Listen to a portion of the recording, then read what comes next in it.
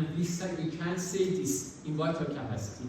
The amount of the air can go inward the line by deep and forceful inspiration and goes out of the line during forceful and deep expiration. Means that the tidal volume is hidden inside of this forceful and deep expiration and inspiration. Yeah. Okay?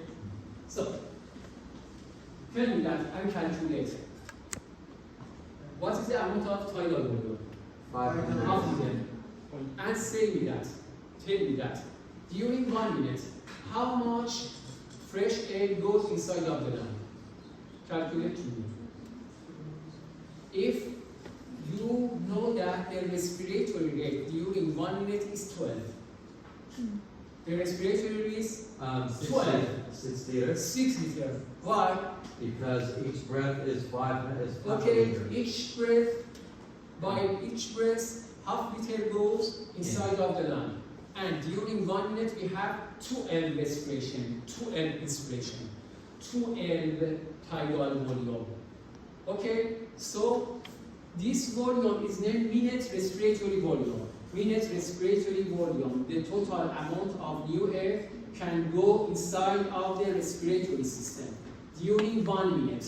For calculating of this, we use from this formula the amount of tidal volume, half liter, and respiratory rate, the number of respiration during 1 minute. If I consider that tidal volume half liter and respiratory rate during 1 minute is 12, by this formula I see that during 1 minute 6 liters of new air can go inward toward the lung. Okay, so you should know that a person can lie by MRV as low as 1.5 liters per minute. And the maximum respiratory rate is about the minimum respiratory rate for life is 2 T4 breaths per minute. But I have another question, and it's very important than before. Can you calculate the amount of fresh air goes inside of the respiratory zone? You remember that in lower tract we have 2 different zones. The first zone is conducting zone. Conducting zone is the same anatomic dead space. You remember this? And the remaining airway is a respiratory zone. From beginning of trachea till the end of terminal bronchiole is conducting zone. How much? 150 milliliter. And remaining zones of the lower tract belongs to respiratory zone. So when I talk about half liter tidal volume, is that these half liter tidal volumes can fill all parts of lower tract, conducting zone and respiratory zone. Tell me that how much fresh air can go inside of the respiratory zone during 1 minute? It's 6 liters minus 6 times 100. Okay. Why? So 5.1 liters. 5.1 liters. This amount of air is named alveolar ventilation rate. Alveolar ventilation rate, and indicated by AVR.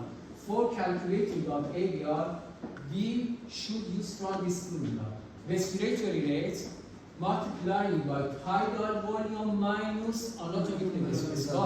Because from half liter or 500 milliliter, 150 milliliter fill the conducting zone or anatomic dead space. And remaining half liter minus 150 milliliter is 350 milliliter.